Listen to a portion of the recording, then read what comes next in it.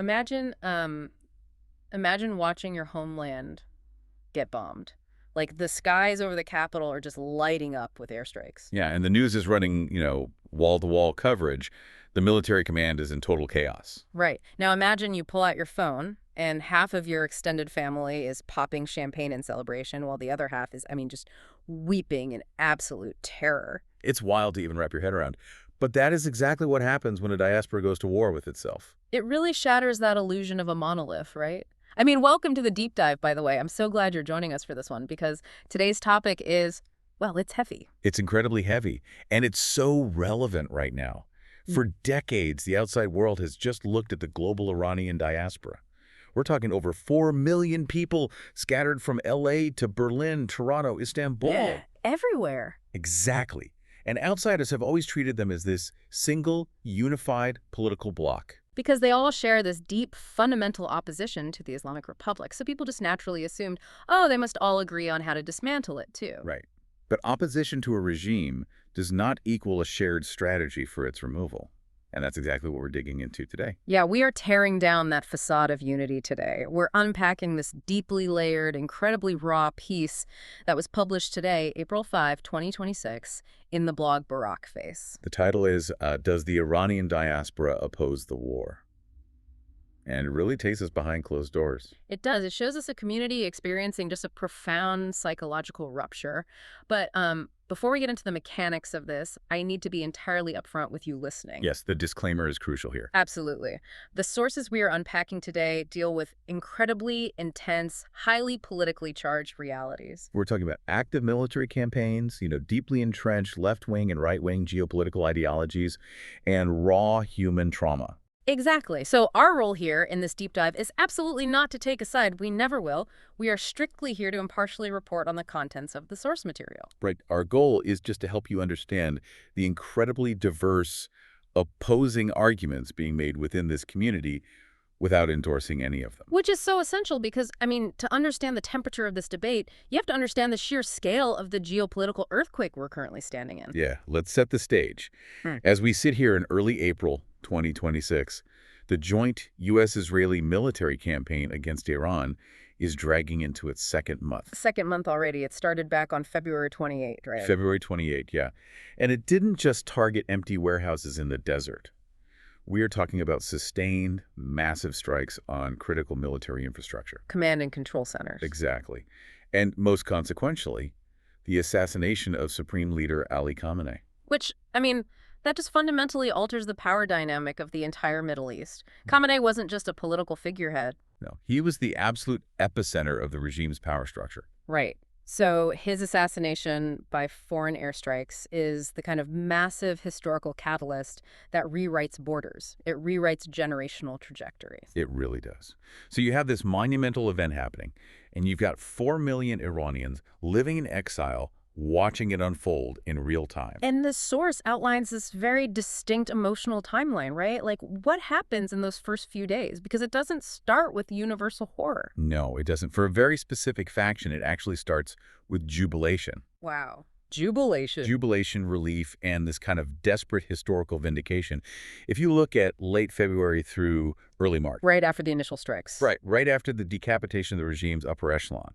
The reaction from outspoken anti-regime factions in major hubs, places like Los Angeles, Berlin, London, was open celebration. I remember seeing that, like pro-strike rallies materializing in city squares literally overnight. Exactly. Persian language social media networks were instantly flooded with slogans, framing this war not as a tragedy, but as the ultimate opportunity. And the argument there is essentially, war is horrific, but the Islamic Republic is worse. Which, to an outsider, sounds like a deeply chilling logic. It does. But you have to look at the underlying mechanics of that sentiment. These are people who have spent decades watching their friends and family members imprisoned. Tortured, executed by state violence. Yeah. They've watched the regime's morality police brutalize women. They've watched the IRGC crush every peaceful attempt at reform. So when the bombs started falling on those specific IRGC headquarters, for many in the diaspora, this was the very first time the regime was actually being forced to pay a physical price. Right. It felt like this cosmic balancing of the scales. The initial mood was really anchored in the belief that the strike campaign would be surgical. Ah, the surgical narrative. Yeah. There was this prevailing idea early on that the geopolitical powers were solely targeting the cancer, the leadership bunkers, the drone factories, the nuclear sites. And leaving the host, the Iranian people, completely untouched. Exactly. The war was viewed by this faction as a necessary violent cleansing, a way to clear the political deadwood that had suffocated the country since 1979. But the source material notes that this euphoria had a very, very short half-life. Because, let's be real, surgical wars are mostly a myth sold on cable news. A complete myth.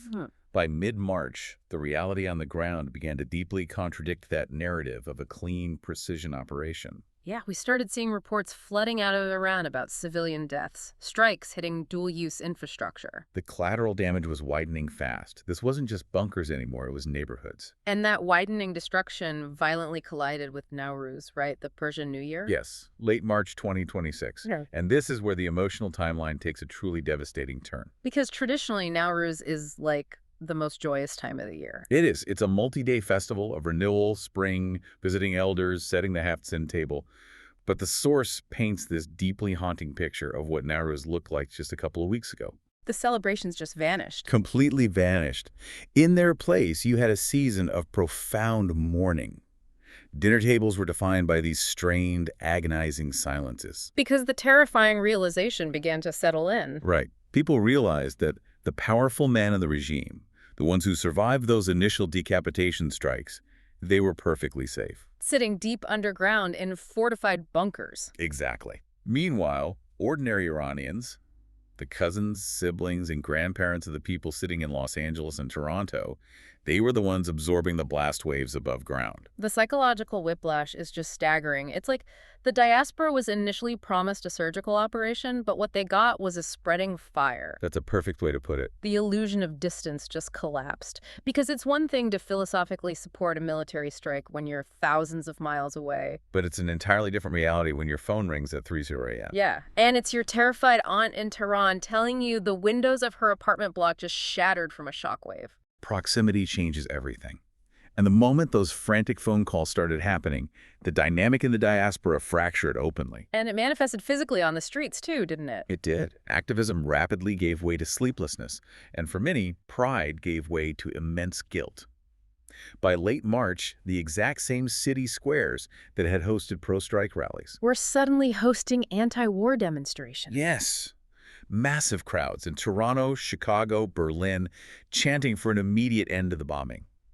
But, and I think this is a vital detail to grasp from the source, the pro-intervention rallies did not stop. No, they didn't. They continued in parallel, sometimes happening just blocks away from the anti-war protests. So the diaspora became this cracked mirror. Everyone is looking at the exact same catastrophic event, but they're seeing two entirely different moral realities reflected back at them. Exactly. Which brings us to this fascinating disconnect between what we see on TV and what is actually true. Oh, the data versus the megaphone. Let's get into this.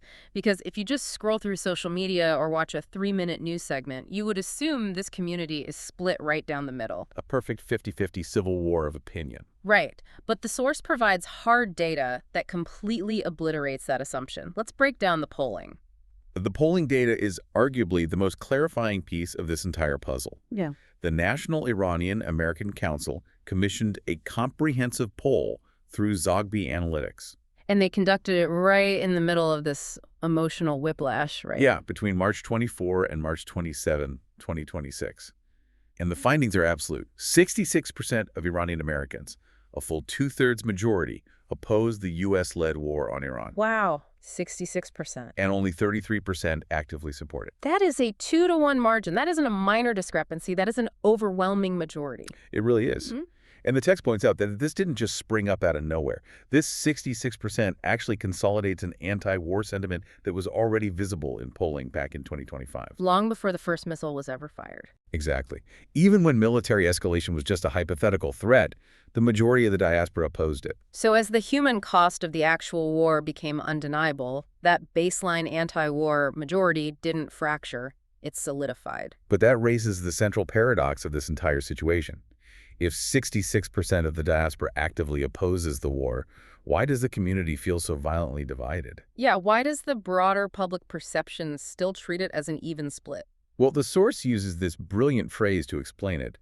Megaphones are not distributed evenly. Megaphones are not distributed evenly. I love that. Right. A community can be numerically anti-war while still sounding overwhelmingly pro-war. Because that 33% minority might be smaller in numbers, but they are politically dialed in. Highly organized, Yeah. intensely vocal. And disproportionately visible in online spaces, lobbying efforts, and street activism. I mean, think about how cable news works. A megaphone is better television than quiet dread. Exactly. If 2/3 of a group want to quietly leave a burning building, but 1/3 is standing outside with a megaphone shouting for more gasoline, the megaphone is what makes the news. That is such a stark analogy, but it perfectly captures how policymakers are navigating the space where the sheer volume of the room completely misrepresents the actual data of the room. Right. But we have to ask why. Why is that vocal minority shouting for gasoline, and why is the silent majority so desperate to put out the fire? Well, how do they reach such opposite conclusions? The source breaks this down by mapping out two fundamentally opposing moral frameworks. Let's start with the 66%, the anti-war majority. We can think of their strategic framework as the hammer. Okay, the hammer. I want to really dig into this because it's crucial to understand that these 66%, they don't oppose the war out of some lingering loyalty or sympathy for the Islamic Republic. Not at all. They hate the regime just as much as the pro-war camp does. Right. They oppose the war because they fundamentally distrust the mechanics of external military salvation. They look at the geopolitics of the Middle East and they see that dropping bombs kills civilians far more reliably than it kills dictatorships. It's an argument deeply anchored in historical realism. This camp points to the mechanism of the rally around the flag effect. Oh, right, when a country is attacked by a foreign power. Exactly. The populace, even a populace that absolutely despises its own government, often instinctively unites to defend the homeland. So the anti-war majority fears that this bombing campaign is actually throwing a lifeline to a deeply unpopular regime. Yes. It allows the Islamic Republic to instantly pivot and present itself as the brave, legitimate defender of Iranian sovereignty against foreign imperialists. It provides the ultimate pretext. Suddenly, the IRGC doesn't have to explain why the economy is failing or why they are locking up dissidents. They can just point to the sky and say, we are at war. Any opposition right now is treason. Precisely. Hmm? The regime can use the fog of war to initiate brutal internal purges under the guise of national security. So even if the military infrastructure is degraded by the airstrikes, the regime itself could emerge politically hardened and more durable. And furthermore, the 66% look at the surrounding region, Iraq, Libya, Syria, Afghanistan, and they see a clear, terrifying pattern. Foreign military campaigns designed to topple dictators frequently produce catastrophic power vacuums. And who exploits power vacuums? Warlords, sectarian militias, and extremists. The text uses that stark metaphor to summarize this worldview. You cannot perform surgery with a hammer. You might smash the tumor, but you're going to shatter the patient's ribcage and collapse their lungs in the process. The anti-war majority believes that war does not act as a catalyst for democracy. It acts as a catalyst for rubble, mass displacement, and generational trauma. But then we have to examine the framework of the 33%, right? The highly vocal pro-intervention minority. Yes, their framework is what we can call the cage. And to truly understand the cage, you have to understand the profound, exhausted despair that fuels it. Despair is definitely the right word, because this group isn't looking at the broader region. They are looking strictly at the internal history of Iran over the last few decades. And what they see is empirical proof that internal reform is completely impossible. They point to a timeline of just crushed hope. They do. They look at the Green Movement in 2009, where millions of Iranians marched peacefully in the streets asking for their votes to be counted. And the regime responded with sniper fire and mass imprisonment. Then they look at the bloody November protests of 2019, where internet blackouts covered up the slaughter of hundreds of citizens protesting economic conditions. And the Masa Amini protests of 2022, I mean, that was a breathtaking women-led movement for basic civil rights. Which the regime brutally suppressed with mass blindings and executions. And they look at the most recent crackdowns in January 2026. The regime has survived decades of crippling economic sanctions, international isolation, and every conceivable form of civil, nonviolent resistance. So the pro-intervention camp has just reached the conclusion that peaceful resistance is officially a dead end. The regime is a closed loop of violence that cannot be reasoned with. In their worldview, the war is an act of brutal acceleration. They accept the horrifying concept of collateral damage, not out of cruelty, but out of a grim utilitarian calculus. They believe that every peaceful internal alternative has been thoroughly exhausted and paid for in blood. Their defining metaphor is, you don't negotiate with a cage, you break it. Even if breaking it causes severe damage, it is the only way to eventually be free. I have to push back on this, though, because when you lay it out like that, it feels completely paralyzing. You have two sides that both claim to desperately love Iran. They both want the exact same ultimate outcome, the total eradication of the Islamic Republic. But the methods are completely irreconcilable. Exactly. It feels like watching a medical debate where one doctor is arguing, the patient has aggressive terminal cancer. We must administer the most toxic experimental chemotherapy imaginable immediately or they will die. And the other doctor is screaming, are you insane? Yeah. That dose of chemo will absolutely kill the patient long before the cancer does. Yes. How is it possible that two groups of people who share the exact same cultural heritage and are looking at the exact same timeline of history arrive at such violently opposite conclusions about what survival actually looks like? It's one of the most compelling questions raised by the source material. And the answer lies in the deeply fragmented geography of exile. The distance divide. Exactly. How an individual reaches their conclusion about the war is almost entirely dependent on when they or their family left Iran. So it's not just a simple matter of boomers disagreeing with Gen Z. No, it's about fundamentally different experiences of trauma and displacement. The diaspora is fractured along severe generational and chronological fault lines. Let's really map out these demographics. Let's start with the first wave exiles. Okay, so we are talking about the people who fled Iran in the late 1970s and early 1980s. Right around the time of the 1979 Islamic Revolution and the incredibly bloody Iran-Iraq war that immediately followed. Yes. These individuals are now in their 50s, 60s, 70s, and older. This is the demographic heavily concentrated in areas like Los Angeles, affectionately and sometimes critically dubbed Tarangelis. And according to the source, this first wave leans heavily into the pro-intervention camp. Why is that? What is the specific mechanism driving their support for the war? It comes down to how they conceptualize the country. This first wave views Iran through the lens of a stolen country. A stolen country. You have to remember their historical experience. They had their homes, their status, their entire reality snapped in half overnight in 1979. So the Islamic Republic isn't just a bad, oppressive government to them. It is a historical hijacking of their homeland. Exactly. Because of this, they are much more likely to embrace pre-1979 nostalgia. You see this in their activism. They often wave the old lion and sun flag, or support monarchist figures like Reza Pahlavi, the son of the deposed Shah. For them, the true Iran is a memory of the past, kind of frozen in amber. And this introduces a deeply uncomfortable but vital psychological concept highlighted in the text by economist Esfandyar Batmanglij. He talks about the psychology of the distant diaspora. Yes. Batmanglij theory was honestly one of the most haunting parts of the entire analysis. Break down how the distant diaspora processes this violence. Batmanglij suggests that for long-term exiles, people who have been separated from their homeland for 40 years, exile creates a profound, unresolved grief. This lingering, agonizing sense of being permanently severed from the place you belong. Right. And he theorizes that for some in this distant diaspora, the physical destruction of the regime through war can subconsciously act as an emotional catharsis. Wow. It's a dark psychological mechanism. If the regime is destroyed, even if it requires the physical destruction of the country's infrastructure, that destruction somehow validates their decades of separation. It turns their personal displacement into a historical inevitability. Essentially, if the country is physically ruined, then remaining in exile feels more like destiny than abandonment. It resolves the survivor's guilt. Exactly. It is incredibly heavy. So for the older generation, it's almost like they're fiercely mourning a lost photograph of a house. It's precious, it's beloved, but it is fundamentally a memory. The house in their mind hasn't existed since 1979. Yes, that's the distant diaspora mindset. But then you contrast that with the younger generations, the people who actually grew up abroad or left much more recently. They aren't looking at a photograph. They are terrified because their living relatives are currently locked inside that actual house while it is being actively bombed.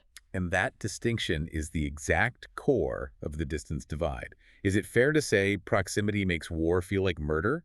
while distance allows it to feel like liberation. That is a phenomenal way to phrase it. So let's examine those younger groups, the 1.5 and second generation exiles. These are individuals in their 20s, 30s, and 40s who were either raised entirely in the West or arrived as young children. Now, you might assume that because they were raised in North America or Europe, they would be culturally detached from Iran. But paradoxically, the internet and social media have made them incredibly intimately connected to modern Iranian society. Right. They don't have a nostalgic view of the 1970s. They are engaged with the reality of 2026. They follow underground artists in Tehran on Instagram. They communicate daily with their cousins on Telegram. They actively network with grassroots activists inside the country. And their political outlook is completely different. They lean heavily into the anti-war camp. Heavily. Because their worldview isn't driven by 1970s nostalgia. It's driven by modern political realism. They came of age watching the global war on terror. When they hear the phrase regime change, they don't think of liberation. They think of the de-Baathification of Iraq that fueled the rise of ISIS. They think of the NATO intervention in Libya that led to the fall of Gaddafi, but resulted in fractured warlordism and open slave markets. They ask the pragmatic, terrifying questions that the pro-intervention camp often avoids. Like, if the bombs actually work and the Islamic Republic completely collapses tomorrow, who governs the next day? Who secures the chemical weapons? Who stops the IRGC remnants from forming sectarian militias? They fear the catastrophic void of a post-war vacuum even more than they fear the current regime, which is a deeply pragmatic fear. But there's a third group mentioned in the source, and this is the group experiencing the most severe emotional whiplash of anyone in the diaspora. The recent immigrants. Yes, we are talking about people who left Iran post-2000s, especially those who fled after the massive violent crackdowns in 2009, 2019, or the Masa Amini protests in 2022. This group's trauma is intensely raw. I mean, they didn't leave decades ago. They literally just escaped the grip of the morality police, the university purges, and the surveillance state.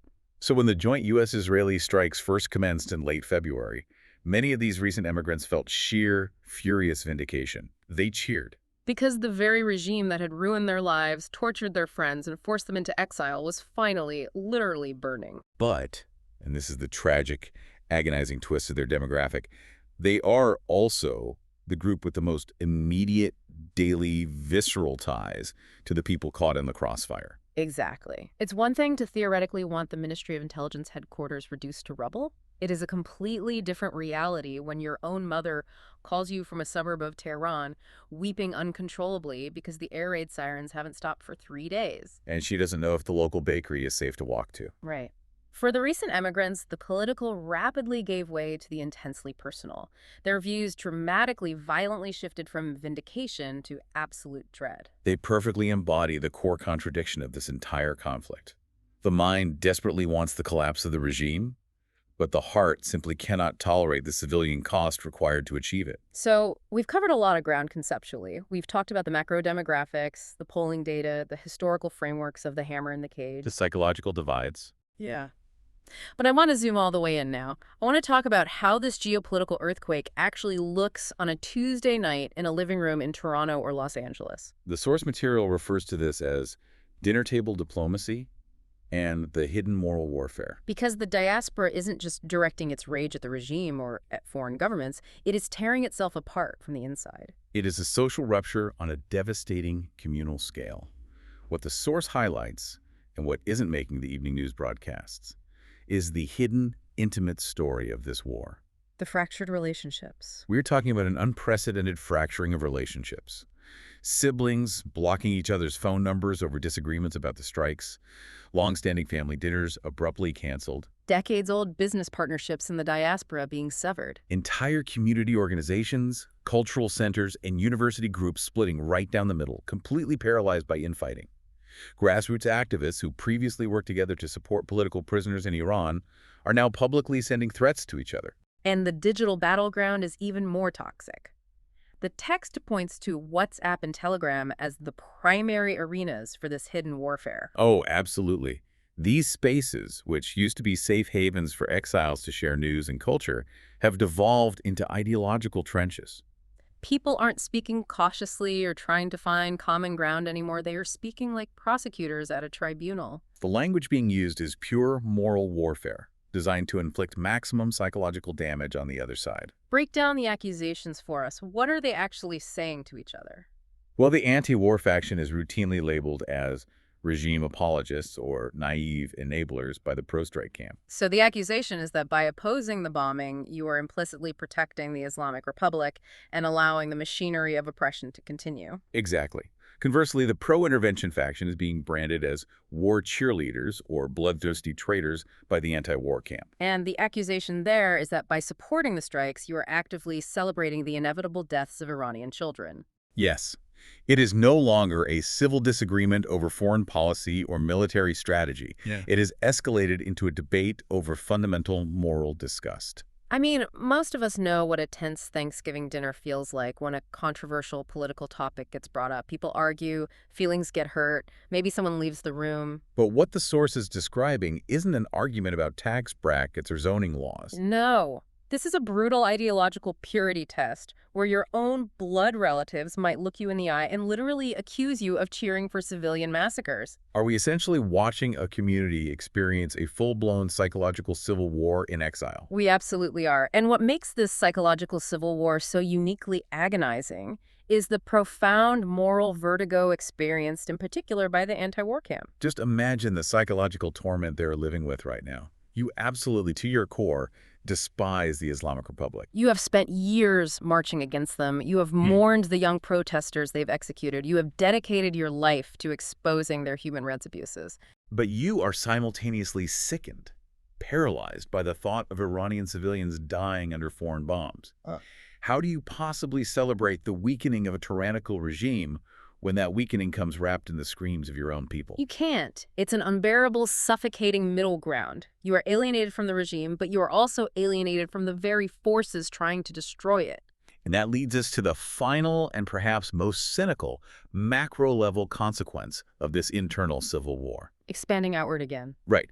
If the diaspora is so busy tearing itself apart in living rooms and Telegram group chats, what does this fracture mean for the foreign powers?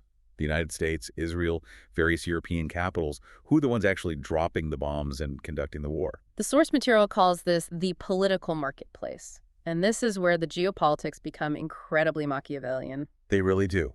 On paper, a globally connected, highly educated Iranian diaspora of 4 million people should possess massive geopolitical influence. They should be a powerhouse in Western media, in academic circles, and in legislative lobbying networks. But because they are this fractured archipelago, because the monarchists, the secular liberals, the leftist factions, and the Kurdish activists are all fundamentally at odds, they possess almost zero unified collective lobbying power. Their competing voices completely cancel each other out on the world stage. Which leaves them incredibly vulnerable to external manipulation. The anti-war camp is deeply, historically terrified that the U.S. and Israel are acting purely in their own strategic security interests, not for Iranian democracy. Degrading nuclear enrichment sites, destroying ballistic missile facilities, cutting off supply lines to regional proxy militias. The fear is that these foreign powers do not care one bit about actually establishing a flourishing, stable Iranian democracy once the smoke clears. And that fear is not just paranoia. It is grounded in a very specific traumatic history. The anti-war camp constantly points back to the CIA and MI6-backed coup of 1953. This is the moment when foreign intelligence agencies overthrew Iran's democratically elected prime minister, Mohammad Mossadegh, simply because he attempted to nationalize the country's oil industry. It established a paradigm that the West will readily sacrifice Iranian democracy to secure its own interests. They also point to decades of broad economic sanctions that effectively crushed the Iranian middle class. The exact demographic needed to sustain a democratic movement. Exactly. Yeah. While the regime's elite easily bypassed the sanctions and consolidated wealth, they fear that at the end of this war, Iran is just going to be left as a fractured, smoking ruin disassembled for parts by regional powers. But the most damning, cynical revelation in the source material is how these outside powers actively exploit the diaspora's division. Because the diaspora has no single unified voice, a government in Washington or Tel Aviv can basically go shopping in the diaspora to find whoever agrees with them on that specific day. It's a political marketplace. Right. If the military command wants to launch a new, highly destructive wave of airstrikes, the media apparatus will suddenly feature pro-intervention monarchists on every cable news panel, amplifying the message that the Iranian people welcome the bombs. But if the administration suddenly needs to justify a strategic pause or a diplomatic back channel, they will suddenly amplify the voices of the anti-war activists to show that the diaspora demands peace. It makes you question the agency of the diaspora in this entire scenario. If outside powers can just use the diaspora as a convenient mirror, reflecting back whatever foreign policy they want to justify on any given day, aren't these 4 million people essentially being used as political human shields? They really are. They are screaming at each other, blocking each other's numbers, fighting to the death over the architectural blueprint for a beautiful new house, while foreign powers are just showing up with bulldozers, focused entirely on the demolition. The diaspora is debating the future, but they have no actual hand on the steering wheel. They have intellectual influence, but their actual geopolitical agency is severely compromised by their own disunity. So they're passionately offering rival, deeply heartfelt visions of the future to a geopolitical military machine that likely does not care about Iran's future at all, only its containment. Let's synthesize this incredibly intense journey we've been on today. We started by looking at the airstrikes on February 28, 2026, and the assassination of Khamenei. We saw the initial, desperate jubilation of the outspoken factions who viewed the war as a brutal necessity. But as the terrifying reality of civilian casualties set in, particularly around Nowruz, we watched the emotional climate completely collapse. We saw the hard data, the polling shift that confirmed a massive 66% anti-war majority, even though the intense volume of the megaphone-wielding minority makes it feel like an even split. We explored the deep generational divides that explain this split.